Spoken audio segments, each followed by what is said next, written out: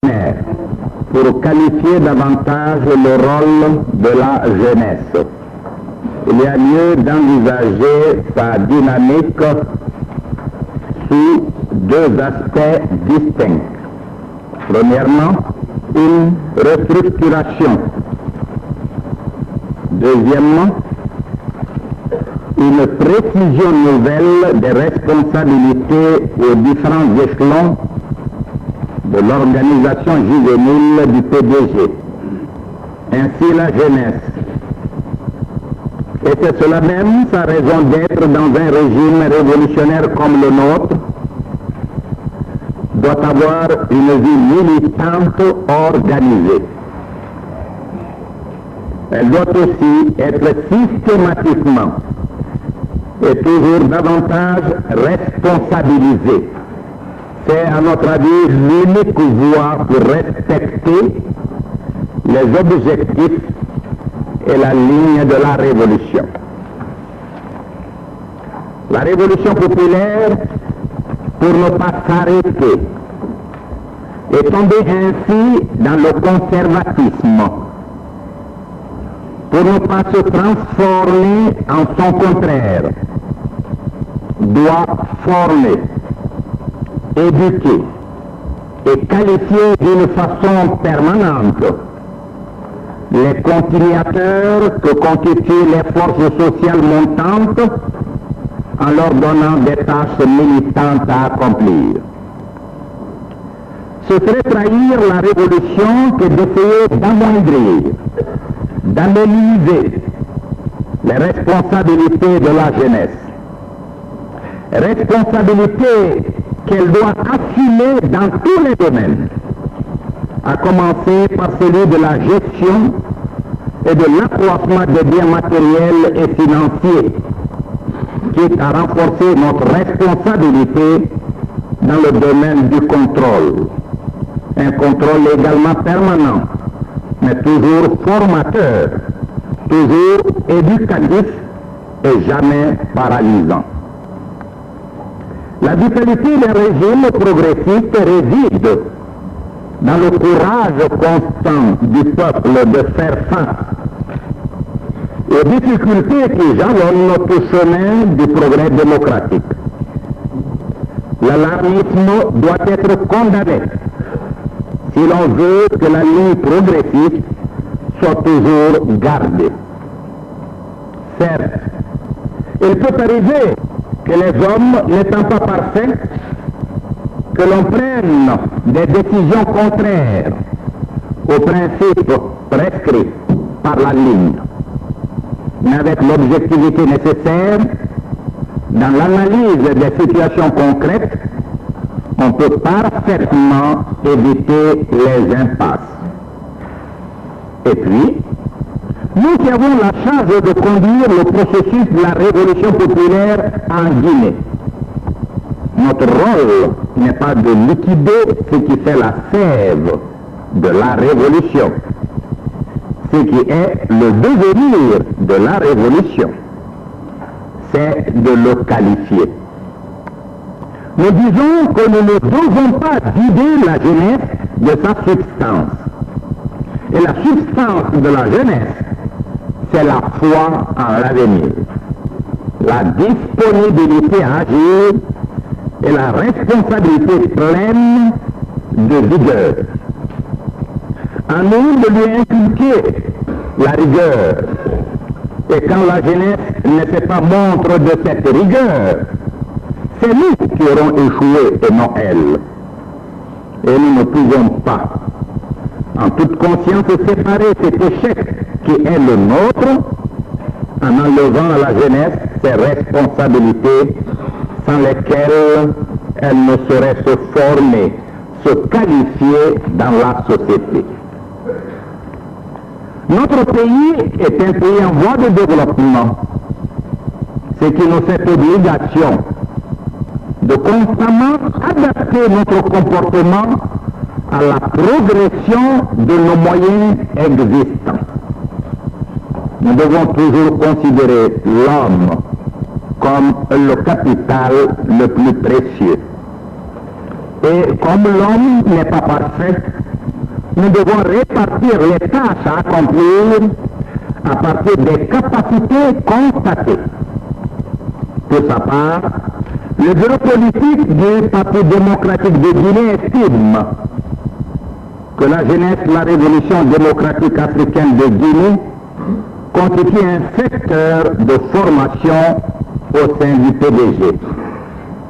Formation à toutes les tâches, formation à la conduite de ses affaires par l'exercice direct de ses responsabilités et à celle progressive de toutes les affaires du pays. Certes, la période d'appartenance à cette JRDA est limitée statutairement, mais cette période permet de tester la fidélité de chaque militant jeune au parti en le faisant participer effectivement aux tâches de construction nationale. Alors, nos jeunes doivent bénéficier d'un minimum d'éducation pouvant les rendre aptes à assumer demain, quand ils seront totalement adultes, leurs responsabilités dans tous les secteurs de la vie nationale. La période d'appartenance au Comité national des travailleurs n'est pas limitée biologiquement. On peut y être élu à 20 ans et y demeurer à la volonté des syndicats tant qu'on est en activité. Il en est de même pour le Comité national de l'Union révolutionnaire des femmes de Guinée. Autrement dit, tant qu'on est utile à ces deux organisations, on peut même rester leur premier responsable. Tel n'est pas le cas de la JRDA. L'appartenance à celle-ci est fonction d'un âge limité. Avant cet âge limite, les jeunes doivent bénéficier d'un minimum de formation. Continuons à entourer les jeunes de conscience. C'est notre tâche révolutionnaire. Au nom du parti, nous réaffirmons que la jeunesse a toujours raison. C'est là notre conviction. Les insuffisances dont elle fait montre sont le reflet de la négligence des adultes. Le problème de la jeunesse ne peut pas être posé autrement. La jeunesse est introduite dans une société déjà fondée, ayant ses lois, ses règles. Elle est malléable de nature et l'on peut donc agir sur son comportement de manière à réfléchir soit dans le sens de ses lois et règles, soit dans le sens contraire. C'est pourquoi, si nous voulons qu'elle soit une relève dynamique, digne des acquis de notre parti et de la conduite de l'évolution sociale de notre pays, nous devons tout faire pour responsabiliser les jeunes cadres.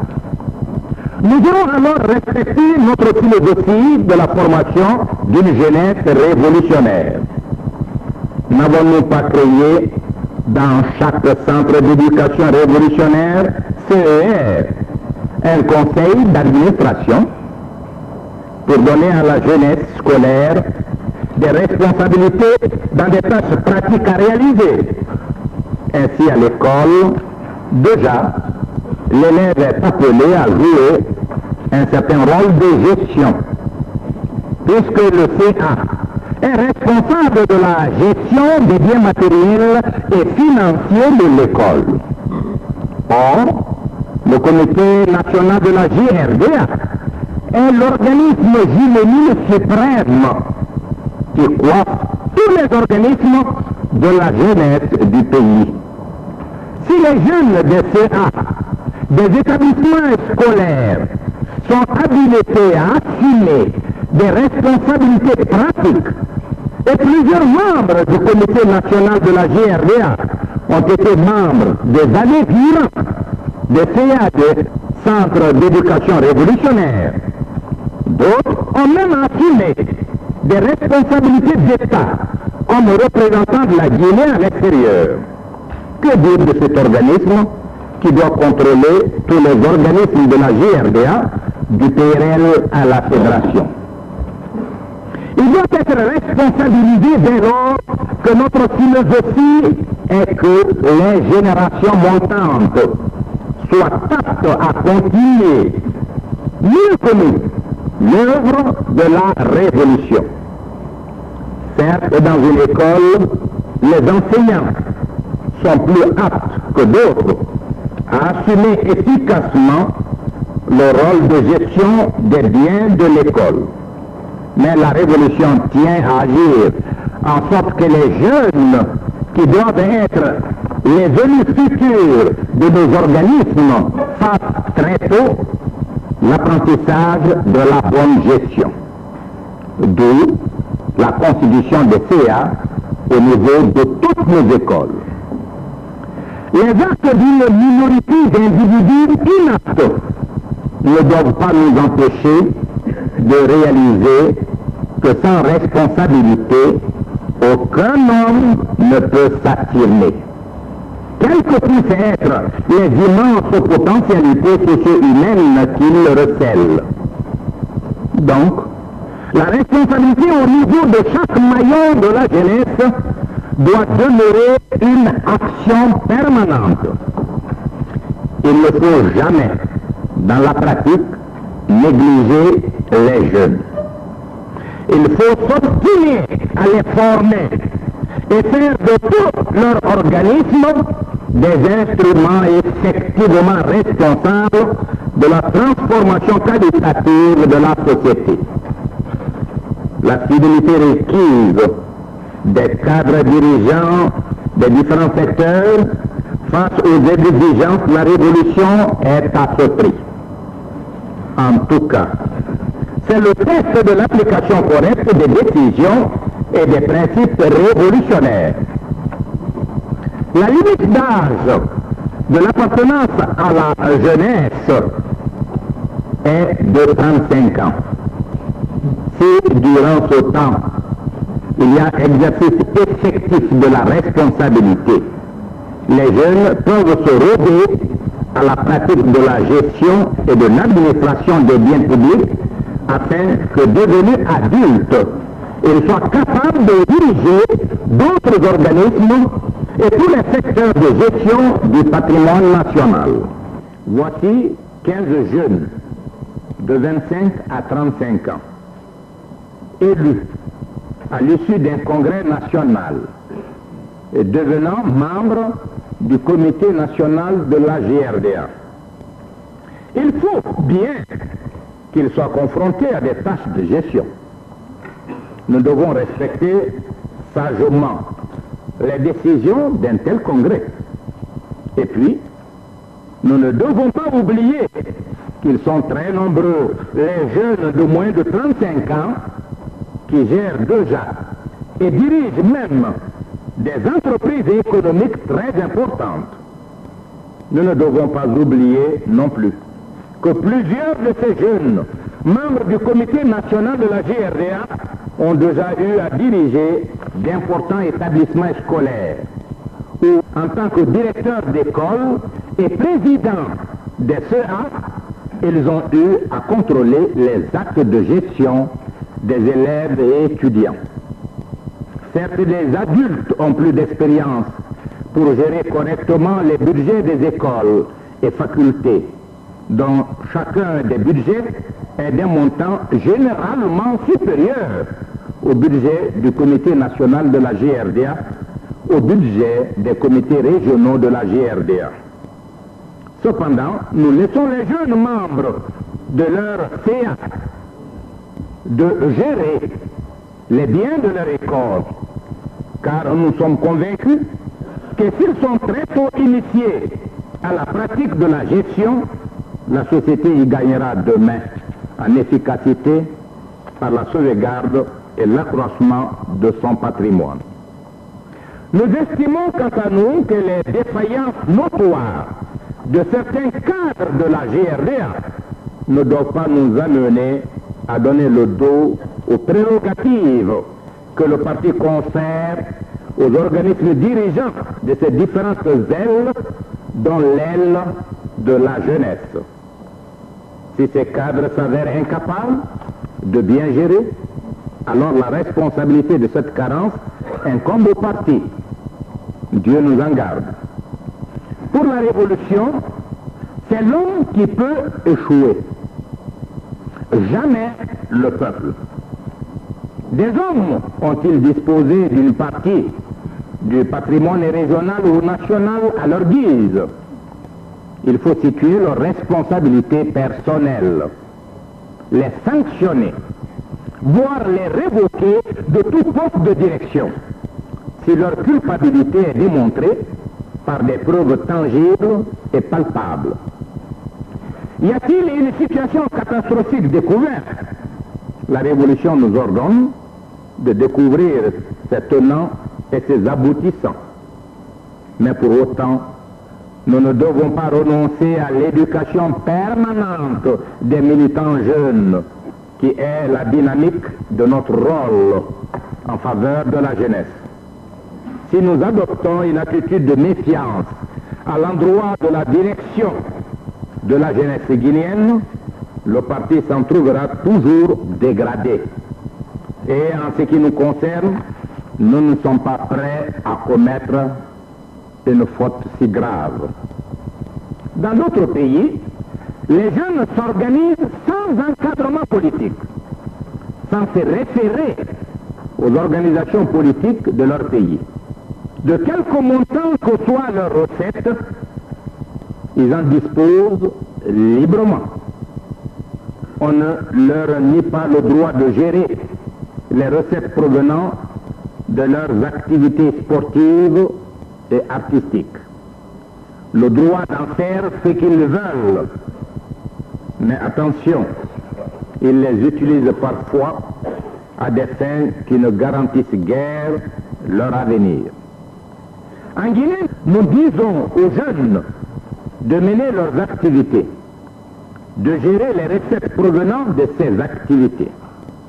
Mais nous prenons soin de veiller sur la moralité et la régularité de leurs actes pour qu'ils utilisent ces recettes à des fins utiles à la société. Voilà notre rôle. Nous devons l'assumer en toute responsabilité, mais aussi sans jamais transformer ce devoir de contrôle que nous voulons très efficace en une entrave paralysante qui bloquerait les organismes de la jeunesse dans toutes leurs activités.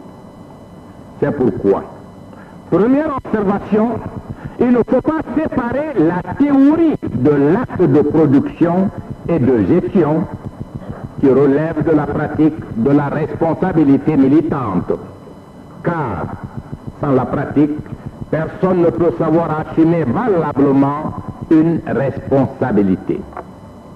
C'est pour cette raison que le Parti État de Guinée tient à ce que les rapports entre le Comité national de la GRDA et le département de la jeunesse, des arts et de la culture soient des facteurs catalysateurs des actions de transformation qualitative de nos réalités. Le département est chargé d'exercer sa tutelle sur l'ensemble des activités que mènent les jeunes de Guinée organisés aux différents niveaux de la GRDA. Au niveau du village ou quartier des villes, c'est le comité spécial de la jeunesse, groupant l'ensemble des jeunes des deux sexes. Au niveau de l'arrondissement, c'est le comité GRDA de section, regroupant et coordonnant les activités de tous les comités spéciaux de la jeunesse dans l'arrondissement. Au niveau de la région ou fédération, c'est le comité régional de la GRDA, également chargé des tâches de la coordination, de l'impulsion, du contrôle de l'ensemble des activités des jeunes appartenant à une même fédération du parti. Et enfin, sur le plan national, il y a la direction nationale, le comité national de la JRDA, qui supervise les activités de tous les organismes de jeunes. Le département éduque, impulse, suit toutes les activités des jeunes pour encourager toutes leurs initiatives positives, redresser leurs tendances négatives et les analyser en allant à la racine des causes qui les auront favorisées. Le département de la jeunesse, cependant, laisse aux organismes dirigeants la possibilité totale de faire leur apprentissage dans la conduite de leur mouvement aux 4 échelons du parti. Le département a un devoir de contrôle, de moralité et de régularité sur l'ensemble de la jeunesse guinéenne, du comité spécial de la JRDA au comité national de la JRDA.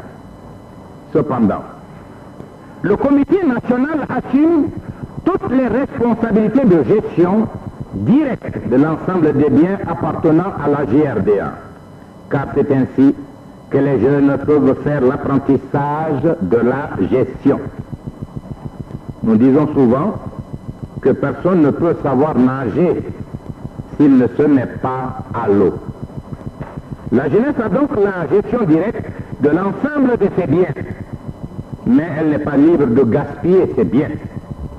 Le département est là pour prendre les sanctions positives ou négatives concernant sa gestion, et ce, au nom de la direction nationale du parti État. C'est l'organisme élu qui est responsable de la gestion directe des affaires de la jeunesse, par la jeunesse. Il faut bien, nous le répétons, que la relève soit très tôt confrontée aux difficultés de la vie pour accomplir avec le maximum d'efficacité les tâches majeures de demain. C'est pourquoi il revient au département de veiller à ce que le fonctionnement de chaque organisme soit efficace et conforme aux principes et aux méthodes de la révolution. C'est pourquoi aussi la raison d'être de l'institution d'une direction générale de la jeunesse assumée par le premier responsable de la jeunesse élu en congrès. Toujours dans le souci de créer une dynamique de la jeunesse au plan des activités de contrôle, d'organisation et d'éducation.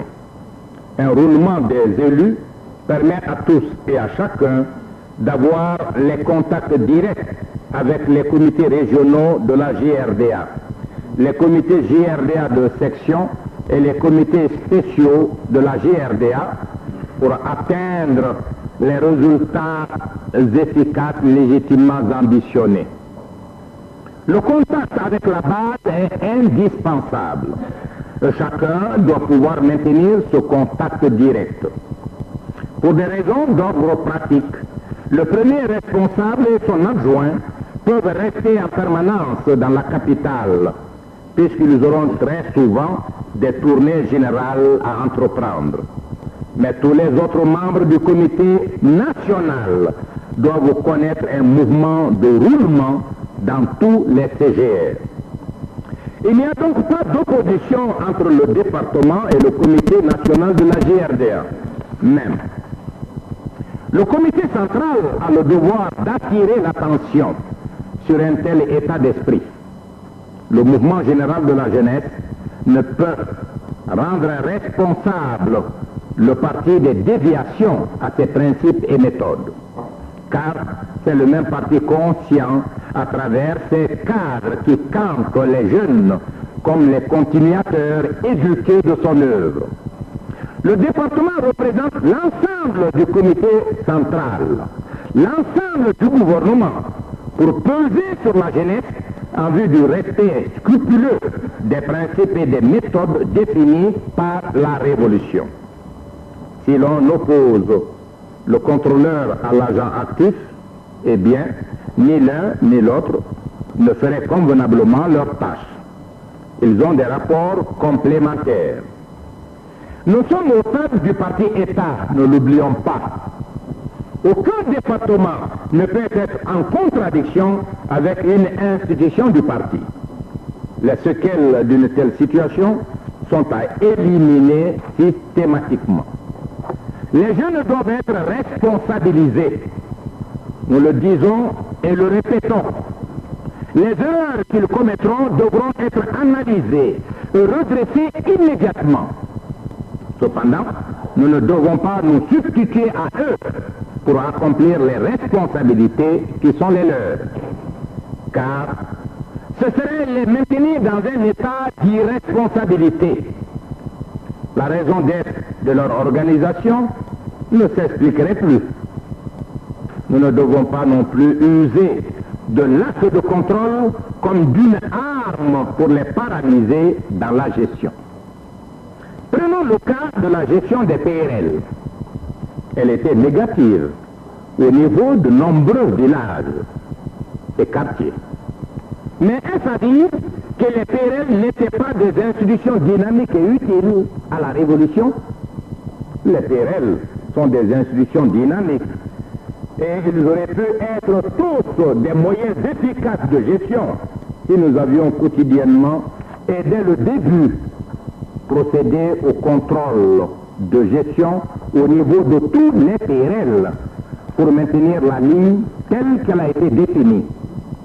Si jamais on avait chaque mois fait de façon rigoureuse ce contrôle pratique, on aurait pu faire éviter ce que le parti ne tolère pas en matière de gestion.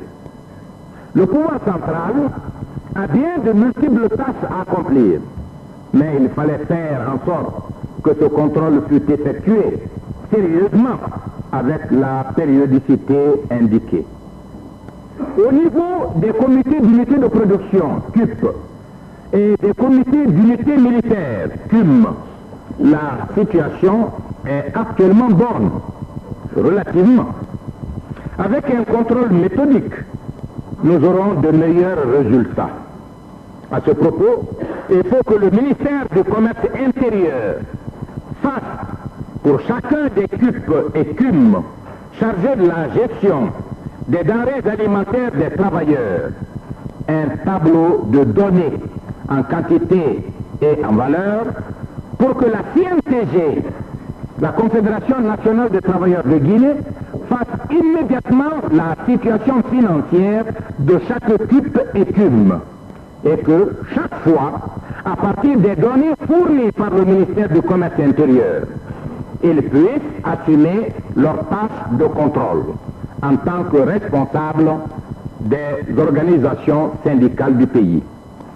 Et si nous exigeons chaque trimestre un tel contrôle de gestion, alors nous pourrons faire éviter au CUM et au CUP des erreurs et des fautes et les maintenir tous dans une situation de fidélité aux intérêts de leurs mandants, les travailleurs.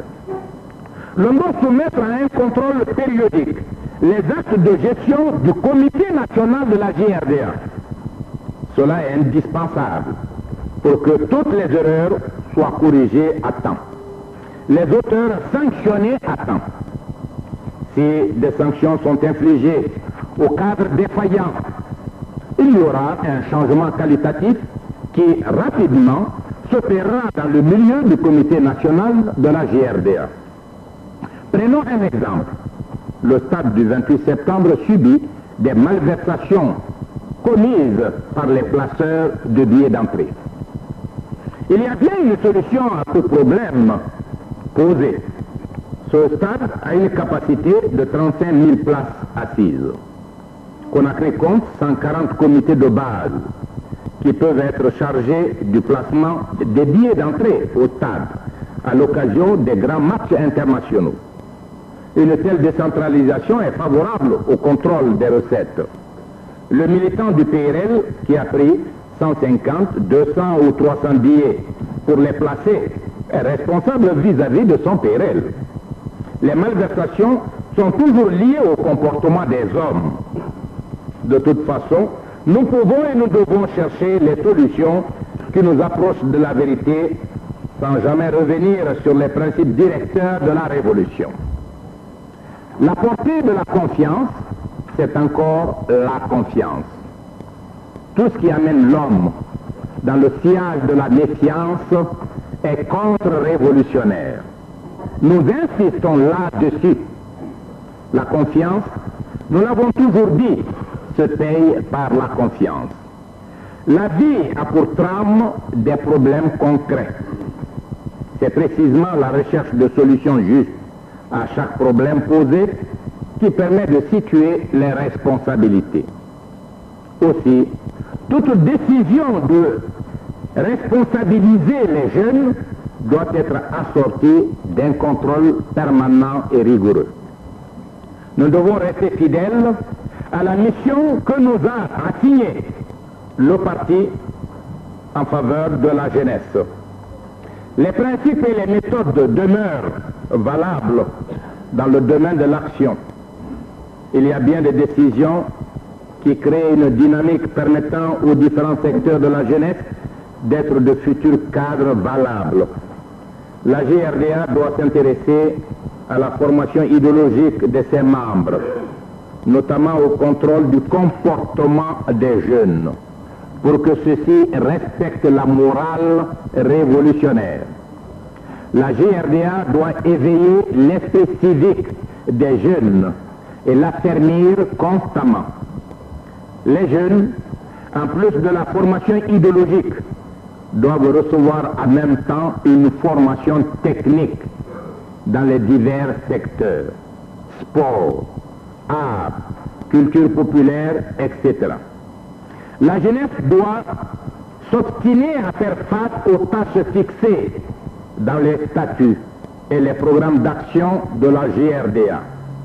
Le sport doit être multiforme, sinon l'engouement pour un seul sport crée des contradictions entre les différentes branches sportives.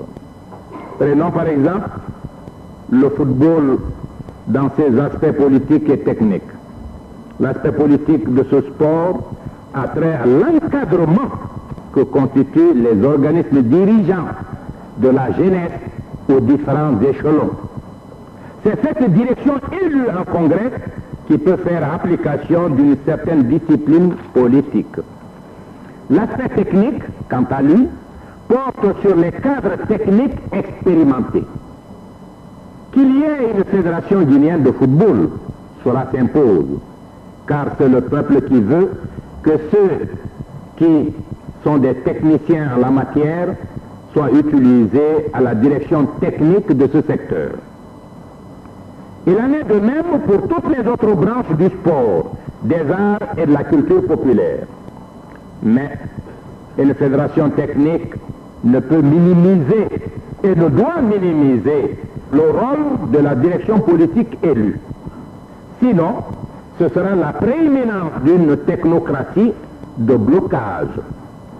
C'est un processus dans lequel il ne faut jamais s'engager. On peut l'éviter si l'on surveille la nature et l'échelle de la contradiction entre le secteur technique et le secteur politique. Voici un entraîneur qui n'écouterait aucun conseil.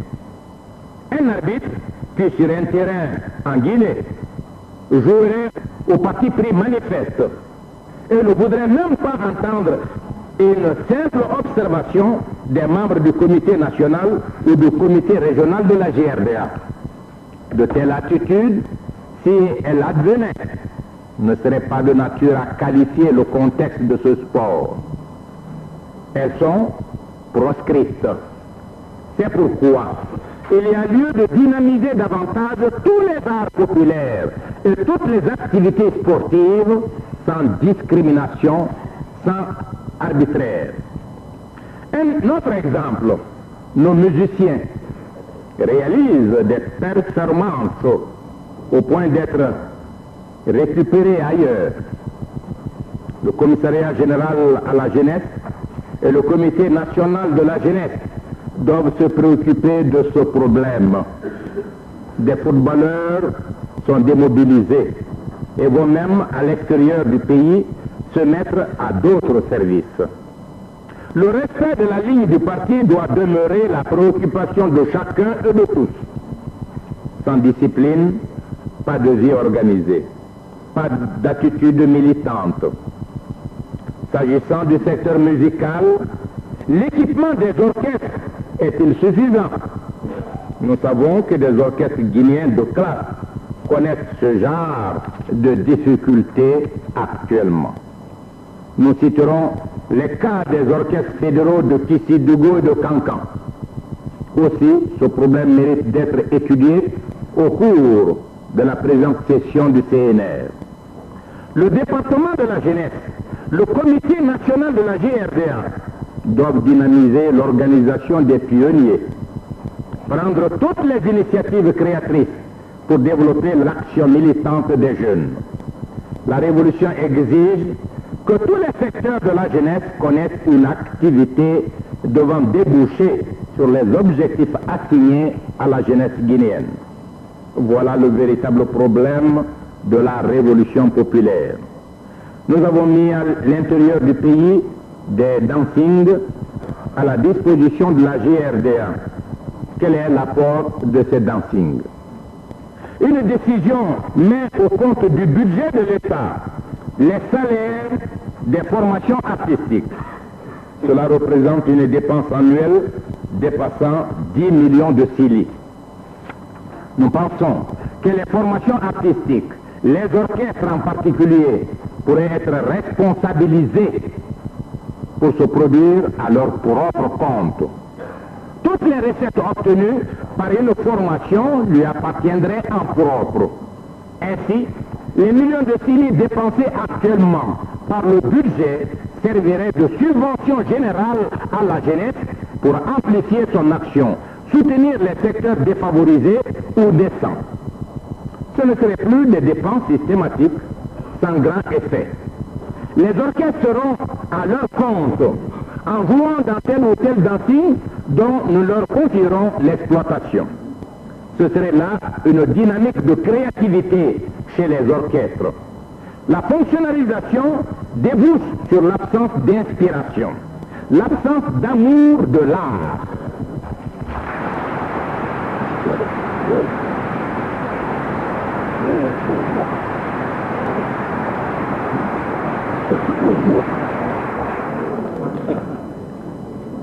Chaque membre de ces formations restera tributaire de la caisse de sécurité sociale.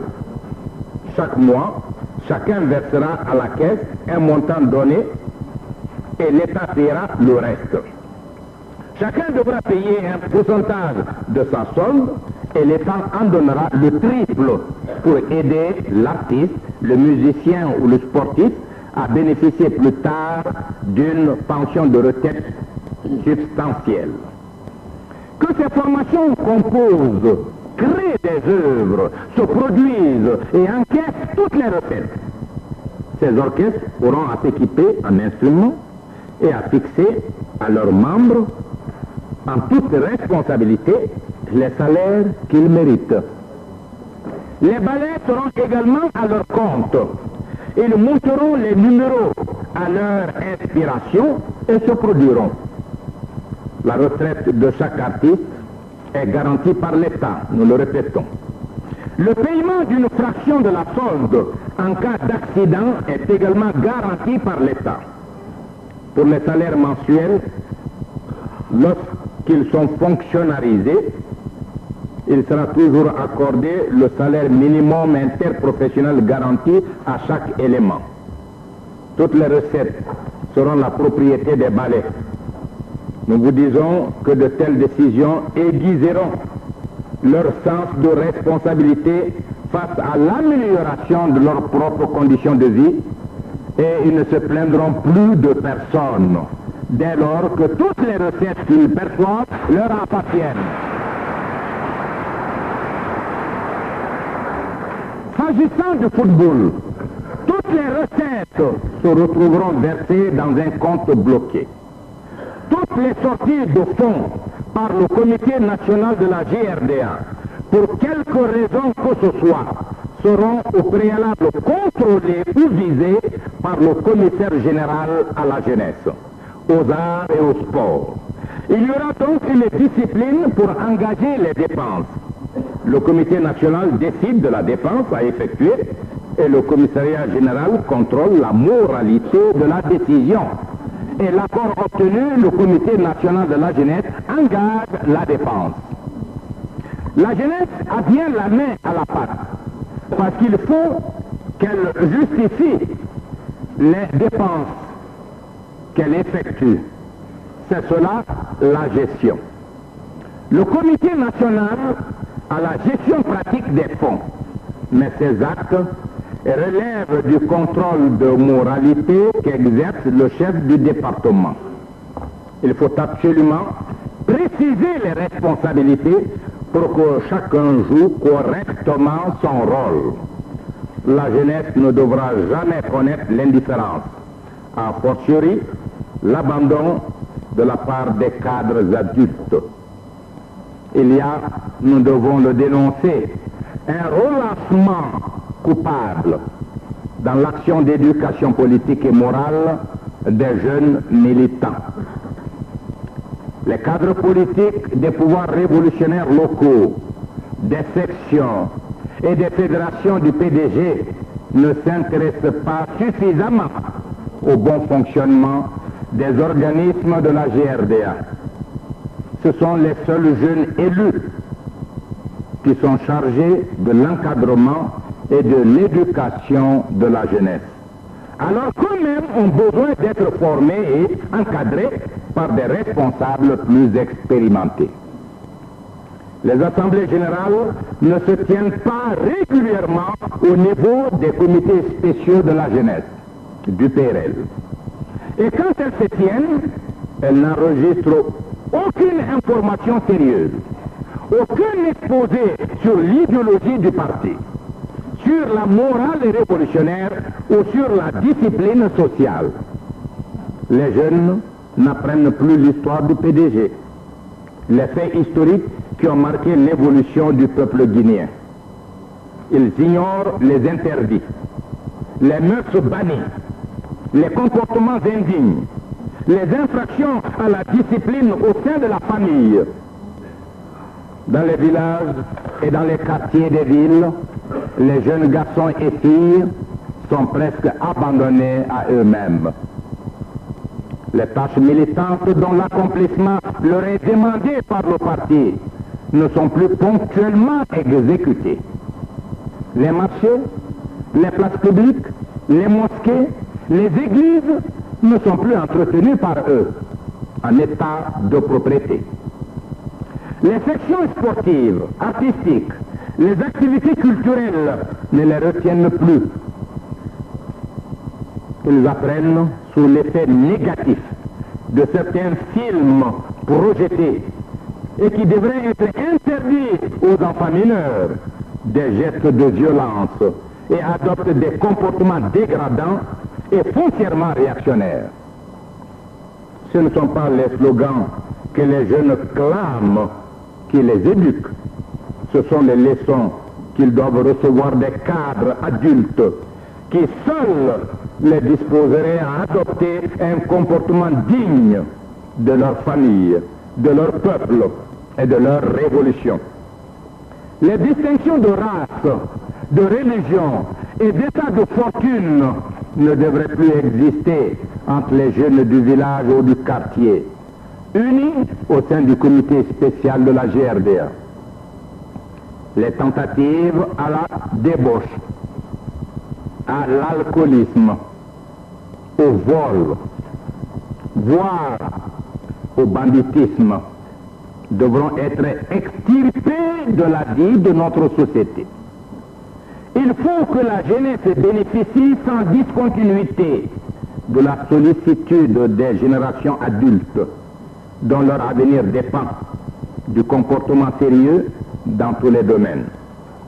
Les bars, gargotes, lieux de dépravation des mœurs doivent être fermés avec la fermeté qu'exige la protection de la santé morale des jeunes du pays. Chaque bureau fédéral doit, avant le 19 octobre 1981, constituer une commission chargés des problèmes de la jeunesse, des enseignants qualifiés, des militants de bonne conduite sociale, des cadres aptes à assurer l'encadrement convenable, l'éducation idéologique, politique et morale, et la formation sportive et artistique des jeunes militants du PDG doivent être désignés à cet effet. Le parti, fidèle à la morale populaire et résolu à œuvrer à la qualification constante du peuple, se doit de se substituer aux familles défaillantes à l'égard de leurs enfants pour créer un climat de joie, un contexte de mobilisation permanente, des conditions de formation et de surformation en faveur de tous les jeunes du pays. La victoire de la Révolution est à ce prix. Des séminaires doivent se tenir périodiquement, disons chaque trimestre, au niveau de chaque section du parti et consacrés aux problèmes de la jeunesse. Des séminaires semestriels doivent également être organisés au niveau de la fédération et être directement suivis par la session du Conseil national de la GRDA. Les organismes dirigeants de la GRDA, chacun dans son ressort, doivent veiller sur le fonctionnement des écoles et le comportement des jeunes scolaires. Les vice-présidents des CER doivent appartenir au bureau des différentes organisations de la GRDA. Comité spécial, comité GRDA de section, comité régional et comité national de la GRDA. Ce qui correspond aux 4 cycles scolaires en tant que membre de droit. Par ailleurs, le Conseil national de la Révolution doit inviter les organismes dirigeants du PDG à verser intégralement et régulièrement la quote-part due aux jeunes et aux femmes sur le prix de la carte de membre du parti. Les recettes des orchestres fédéraux doivent revenir aux musiciens pour moitié et au comité régional de la GRDA pour moitié. C'est cet organisme qui doit